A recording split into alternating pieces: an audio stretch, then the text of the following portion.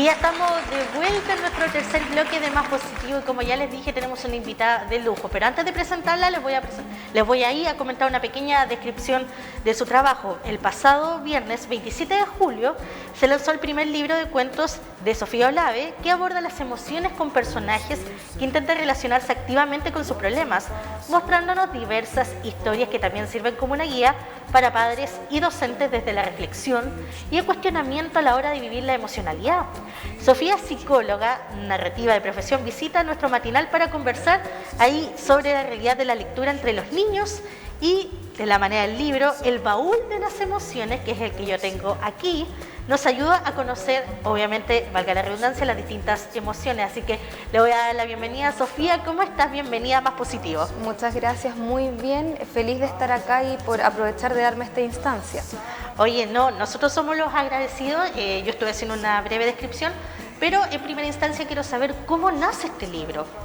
Bueno, este libro nació en realidad en un periodo bien complejo de nuestras vidas que fue en pandemia, ¿ya?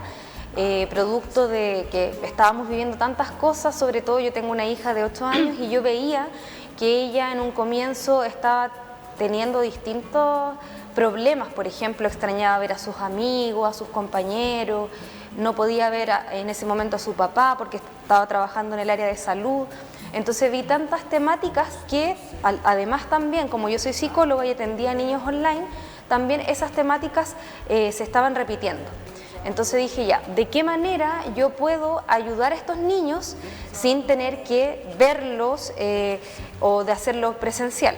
Como a mí me gusta mucho leer cuentos, escribir, desde ahí nació la idea crear un Instagram de cuentacuentos que se llamaba en ese momento Cuentacuentos en Cuarentena, donde el primer llamado era a invitar a los niños a escribir sus vivencias y cómo ellos estaban respondiendo frente a estos problemas que estaban viviendo. Pero lamentablemente Instagram es más para adultos y me llegaron más vivencias e historias de los padres o de personas que estaban en lo mismo que yo.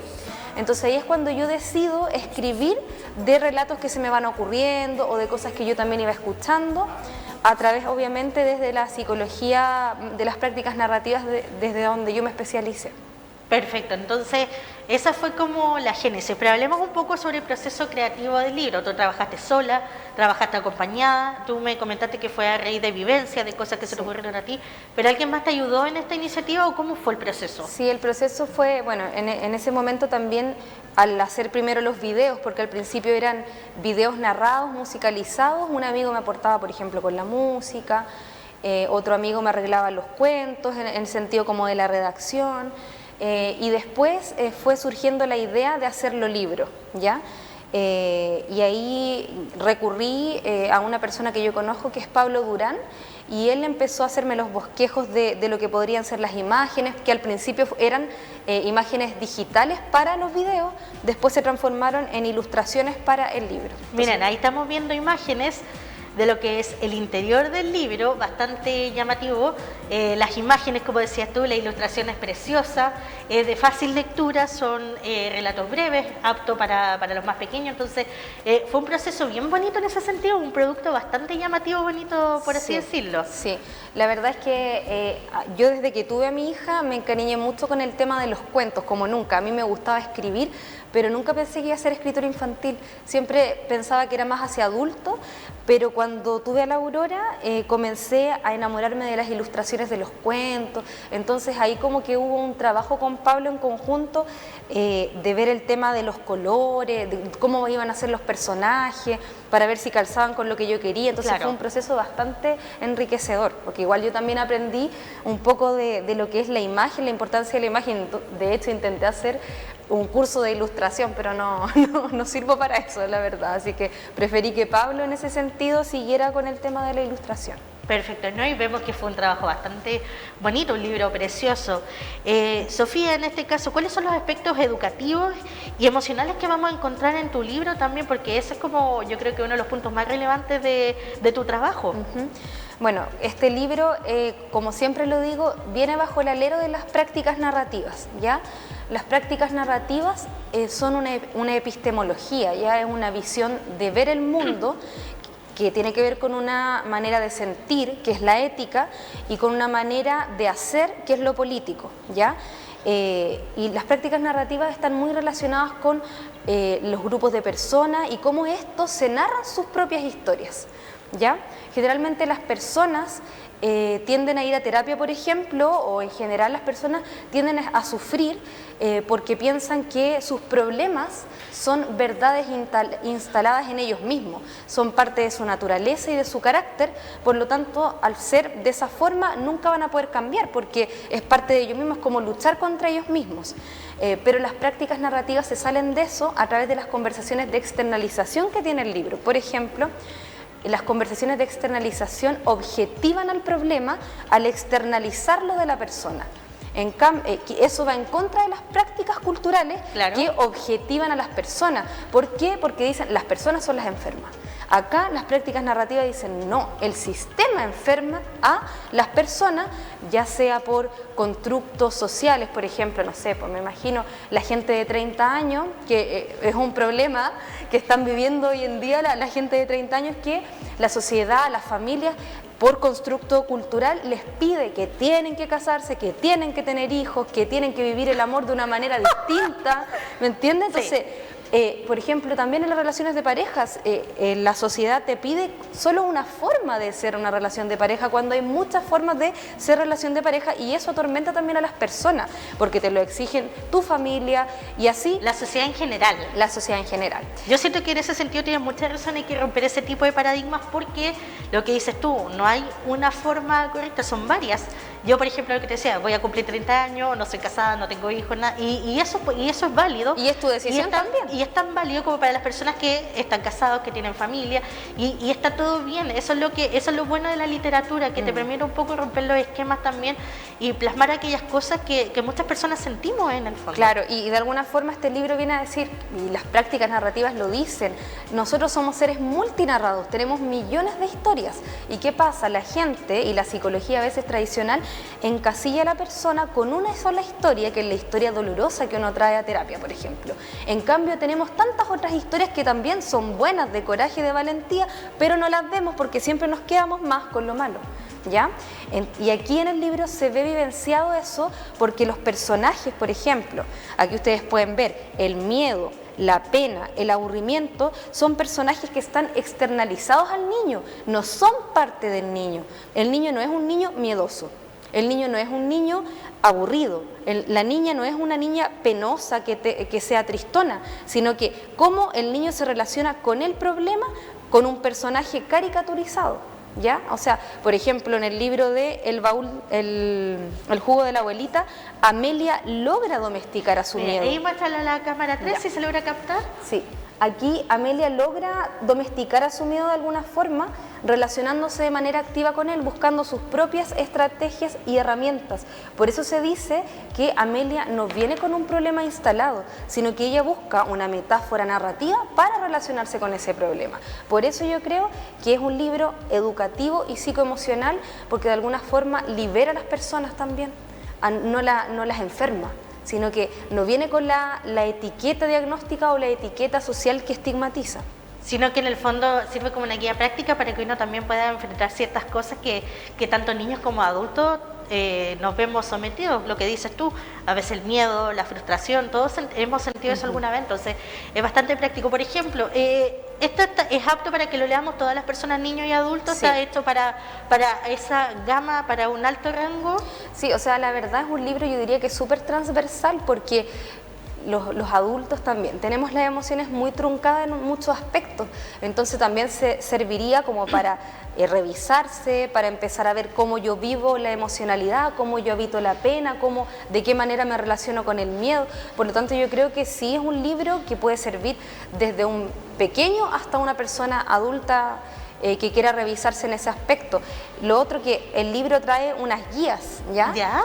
Pero no quiero que se entienda que estas guías de acompañamiento son una verdad, porque ahí caería como en lo que yo no quiero, en que yo quiero que las personas, esta guía sea como una especie de reflexión acerca de cómo vivir las cosas, no como de esta manera se tiene que vivir, porque caería en eso de que la sociedad misma dice de esta forma se tienen que vivir las cosas. Esta es una manera de pensar, como hay otras también. Entonces es como tratando un poco de respetar las respuestas y los saberes de la familia, de cómo ellos también llevan y viven esta emocionalidad. Entonces son actividades, se reflexiona acerca de cómo ellos viven, para que sea de alguna forma una instancia de reflexión y cuestionamiento, no como esta es la verdad que trae el libro, o sea, no es la verdad absoluta. Es solamente una guía práctica. Una guía, más que guía, le diría como un material de acompañamiento o material didáctico. Llamémoslo material de acompañamiento, sí. Entonces sí, pues, porque también tenemos que ir ahí asociando bien los términos. Entonces material de acompañamiento, y usted lo puede encontrar ahí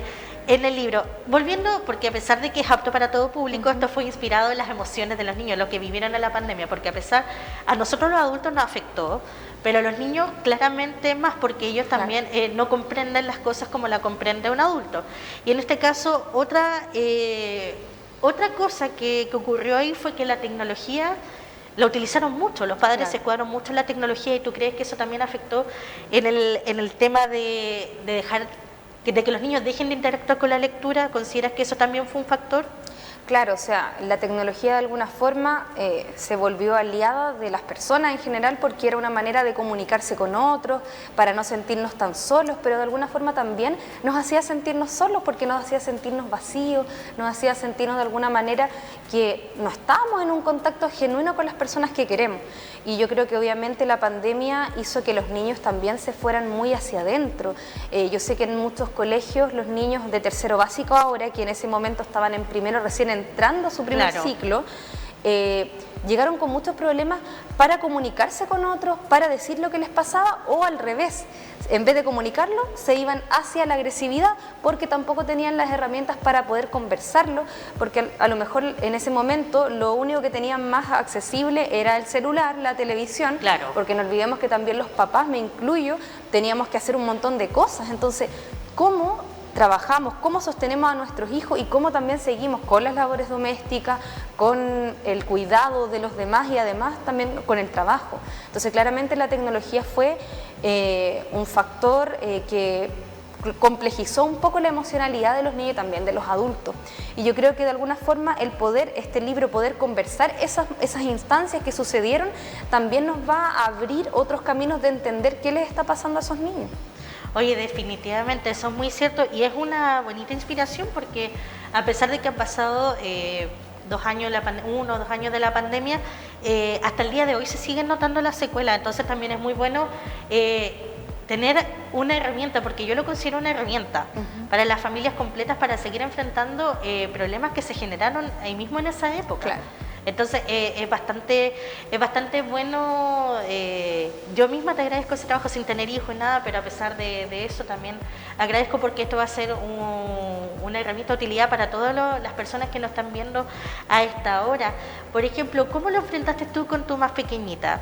Porque desde ya trataste de su papá, trabajaba en el área de la salud, todo eso. ¿Cómo enfrentaste tú eso para seguir trabajando, para que ella estuviera bien en el fondo, para que dejara de extrañar un poco el tema de sus compañeros, sus amigos, que era imposible verlo en ese momento? Bueno, nosotros igual me gusta tratar de hablar de forma externalizada los problemas, a veces cuesta, uno siempre tiende a etiquetar al niño así como, oye, el mañoso, no sé, en vez de decir, pucha, la maña viene. Entonces, como el lenguaje crea identidades y realidades, yo con la Aurora intento, porque a veces también se me va, porque nosotros nacemos con categorías sociales instaladas en nuestra cabeza desde chico, pero intento siempre, hoy mira, el señor aburrimiento viene, porque por eso tú en este momento dices que estás aburrida. Entonces nosotros en la pandemia desde ahí comenzamos a hablar, y ella conoce los personajes. Cuando está aburrida me dice, ¿estás aburrida? Ah, el señor aburrimiento está encima de ti, ¿cómo lo sacamos? Y ahí empezamos a jugar, empezamos como a meter lo lúdico para que se vaya esa sensación incómoda, y de qué manera busco también que ella se pueda entretener. Ahora, la tele sí fue un factor que me ha costado mucho sacar, porque en la pandemia es donde empezó a haber más tele, porque yo no podía de qué manera, si no tengo aquí en la casa, pudiera entretenerla, por ejemplo. Entonces ahora muchas veces intento también sacársela, es un show al principio, pero me he dado cuenta que esos momentos en que logro sacársela, y al principio dice estoy aburrida, después empieza a jugar con cualquier cosa. Y eso significa que está utilizando su cabeza para inventar todo un mundo con lo que sea, no solo con sus juguetes, a veces hasta con los cepillos de dientes le he visto jugar. O sea, da lo mismo con lo que juegue, lo importante es que lo haga, como que gestione ella misma esos vacíos. Y de hecho el libro habla de eso, pues, que los niños puedan gestionar ese vacío que viene cuando hay aburrimiento. Pero yo creo que siempre ha sido desde como lo lúdico, desde, mira, ahí viene el miedo. El otro día tuvimos un problema con ella, algo, estaba enferma y no quería hacerse algo. Entonces yo le dije, mira, ¿por qué el miedo te tiene así? En vez de decirle, no seas miedosa. Trato siempre de utilizar ese lenguaje y ese lenguaje realmente me ayuda para trabajar con ella. Oye, eso también es súper relevante porque es verdad lo que dices tú, el niño no es miedo, no nace miedoso, son cosas que se van generando a raíz de algo. Entonces también lo que dices tú, el lenguaje crea realidades, genera escenarios y uno también tiene que tener la capacidad de saber cómo llegar, sobre todo a los niños, que los niños, yo siempre he dicho, son como una esponjita.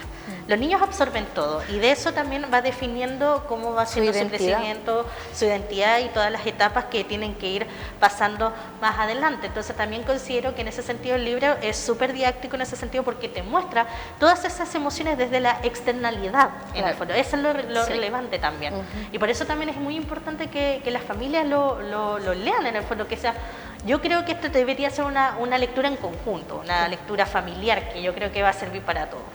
Sí, así es. Espero que sea una lectura en conjunto, que los abuelos se puedan incorporar, que los tíos, no sé, en un asado familiar, que incluso después de eso se pueda conversar un poquito, leamos un cuento del libro y después lo analicemos, lo conversamos. De hecho, en una actividad sale incorporar cómo nuestros abuelos se divertían antes, para que los niños también tengan una idea de cómo ellos podían lograr la diversión sin tener que tener un celular y tener una televisión donde armaban todo un mundo totalmente distinto al que tenemos ahora. Oye, es muy cierto, mira, yo cuando era pequeña, esto lo voy a relatar cortito, claro, yo cuando iba, o sea, la televisión para mí, nosotros no veíamos mucha televisión, tampoco teníamos celular, y siempre jugábamos, no sé, pues, con las cajas de detergente o con los cones, así, y armábamos supermercados, cosas así, armábamos carpas, claro. Era distinto por el tema de la tecnología, uno, como decías tú, uno se generaba mundos, generaba realidades con lo que tenía a mano, y a pesar de que, insisto, ahora no es tan mal, porque la tecnología uno tiene que usarla como aliado, pero también tiene que saber utilizarla. Yo creo que ese es el punto, porque como tú decías, la pandemia nos obligó en el fondo a aferrarnos a la tecnología, el teletrabajo, la teleeducación, todo fue así, pero yo creo que en cierto punto hay que generar las estrategias ahora para comenzar a quitar un poco eso, considerando que ya estamos como de vuelta a los colegios, los trabajos, etcétera. Claro. ¿Tú consideras también entonces que ese método que dices tú de generar actividades más lúdicas es como el camino para que se genere un poco ese despego con la tecnología? Sí, por supuesto, o sea, yo creo que implica quizás más trabajo en un principio, pero después ya no. ¿Por qué lo digo? Porque yo sé que es más fácil poner la tele, sé que es más fácil, ya te pongo la tele y yo me voy a hacer mis cosas, porque también tengo que hacer mis cosas, pero si yo a lo mejor me levanto un poquito más temprano ese día o otro día me organizo y empiezo a ver ya, esta semana, ¿qué actividades puedo hacer con mi hija o qué actividades puedo dejarle para que ella haga mientras yo tengo que trabajar? ¿Ya? Sin que tenga que recurrir a la tele, y la tele la pueda ver un ratito, no que sea toda la tarde, por ejemplo. Claro. Entonces, no sé, pues yo te voy a dar un ejemplo. Hace unas semanas atrás yo tenía muchas cosas que hacer online. Tenía que hacer una prueba, tenía que hacer un trabajo y no quería que la Aurora viera tele. Entonces le di misiones, y está en la edad de eso, de como distintas cosas. Tienes que ir al patio, encontrar una flor, después de esto tienes que hacer tal cosa, después saltar 10 veces en tal lado, y muchas acciones para encontrar un tesoro. Y eso, un tesoro puede ser un chocolate, cualquier cosa pequeña, claro. Y eso la mantuvo entretenida toda la mañana, ni siquiera se acordó de la televisión. Obviamente hubo un trabajo mío previo a tener que pensar qué misión le iba a dar, pero uno conoce a sus hijos, uno conoce qué hijo lo va a hacer y qué hijo no, pero en general los niños de 7, 8 años eso les encanta. Claro. Entonces uno tiene que empezar también a dar un poquito de espacio a que los niños puedan moverse más, puedan utilizar más la cabeza, porque el trabajo más fácil siempre va a ser la tele y el celular. Ser papá implica también un trabajo de, por ejemplo, nosotros cuando salíamos con mi hija a restaurantes, salíamos con amigos, yo sabía que ella me iba a hacer show porque quería mi atención, entonces yo iba con mi baúl, le decía yo, con mi maleta de cosas antipataletas, no sé, pintar, dibujar, para que ella no se estresara. Un kit de emergencia. Un kit. Nosotros como papás tenemos que tener un kit de emergencias porque los niños son demandantes, así. Y obviamente ponerle límite y enseñarle, pero también pensar que son niños. Obvio. Y que todo lo quieren ahora ya. Entonces, tiene que ser, mira, aquí te tengo esto para que tú pintes y explicarle, darles el tiempo también. Muy necesario. Oye, volviendo al tema del libro, que aquí yo lo voy a tomar para ver si lo podemos estar ahí. ¿Dónde y cómo lo podemos encontrar y adquirir? Ya. Bueno, el libro está en la mayoría de las librerías del país, ya está en las que leo, en este momento también está en el Caracol con Gafas en Talca, en el espacio perfecto, TUE, sí. ¿ya? También está en la librería Artemisa, que está en el Rincón de Josefa, en Monkey Coffee. Y también uno lo puede encontrar en la editorial Trayecto. Uno se mete a la página de la editorial Trayecto y hay un montón de libros y puede buscar el libro El Baúl de las Emociones y comprarla de manera online, le llegará un par de días. Yo también en mi cuenta de Instagram tengo el enlace para que lo puedan encontrar. Y también yo tengo muchas copias, así que si me lo quieren comprar a mí, yo feliz, nos coordinamos y se lo entrego a la persona que quiera. Miren, ahí estamos viendo entonces las redes sociales, @cuentocuentos.com.sofía. Ahí lo vamos a pasar a revisar. Esa es la red social con la que se pueden comunicar contigo, ¿cierto? Cuentacuentos, sí, esa misma, cuentacuentos.sofía, con Sofía. Perfecto, entonces ahí la estamos viendo. Si usted quiere un ejemplar, puede ir a las distintas librerías que nos mencionó Sofía, sino comunicarse directamente con ella porque ella también tiene ejemplares para vender. Encuentro que es muy práctico, una guía práctica en el fondo de las emociones para que usted tenga en su casa y pueda leerla y comentarla en familia. Yo creo que eso es lo relevante, que es un trabajo hecho para la familia, para todos, inspirado en los más pequeñitos durante el periodo de pandemia. Claro, exactamente. Así que eso, estamos viendo algunas fotografías. Así que el lanzamiento, ¿esas son las fotografías del lanzamiento? Sí, ahí fue el lanzamiento de la extensión UCM, se hizo un show, se dramatizó uno de los cuentos, como para que los niños también pudieran conocerlo de manera más lúdica. Bueno, después formamos con un grupo de amigos una compañía de teatro que se llama Vaivén, que posiblemente vayamos a algunos colegios más adelante a presentar el libro como obra, para trabajar las emociones en los colegios, porque creo que es súper importante también que llegue a los colegios y que los niños lo puedan conocer. Eso es parte de los proyectos que se vienen para más adelante en torno al libro, también aparte de llegar a otras comunas del país, porque la idea es que se extienda, que la gente lo conozca, también es llegar a los distintos establecimientos entonces. Sí, la idea es que podamos ir a estos establecimientos en Talca, ya tenemos 2 confirmados, y quizás también en otros lugares, pues podríamos venir a San Javier, a Curicó, a distintos lugares de Chile, obviamente, para poder presentar esto que yo creo que hace falta conversar en los colegios. Totalmente de acuerdo. Oye, Sofía, quiero darte las gracias por la visita a nuestro matinal, por conversar temas tan relevantes, ya sea el libro, que era el protagonista el día de hoy, pero también en el fondo un poco el manejo de las emociones de los más pequeños y cómo podemos enfrentar esta pseudo post-pandemia. Así que espero que los padres que nos hayan visto a esta hora también puedan considerar algunos de los tips que la Sofi como psicóloga nos dio, porque también es súper relevante que encontremos las estrategias como padres para poder ayudar a los más pequeños a tener un buen desarrollo, sobre todo ahora que tuvieron que volver muchos, como decías tú, que recién se están enfrentando a la sociabilización ahí con los más pequeños, así que te agradecemos la visita en ese sentido. Muchas gracias a ustedes por hacer visible también el libro y darme la oportunidad de conversar un poquito desde dónde viene y también desde la visión que tiene el libro, porque creo, y no es porque sea mi libro, pero yo conozco muchos libros que hablan de las emociones en los niños, pero creo que este es uno, no sé si es el único, pero no he visto hasta ahora otro, que hable desde las prácticas narrativas, que es una parte de la psicología que no se trabaja, que no se conoce tanto, porque es más contracultural, es como viene más desde las minorías. Entonces, por eso creo que es importante que se den una vuelta por las librerías o traten de ver de qué se trata antes de comprarlo, para ver si tiene que ver con la visión que tienen los papás también acerca del mundo, que conozcan lo que van a comprar. Efectivamente, eso también es un factor súper relevante. Bueno, y con esta visita ilustre de Sofía Olave, nosotros vamos a nuestra pausa comercial y volvemos a nuestro último bloque de Más Positivo. Vamos y volvemos.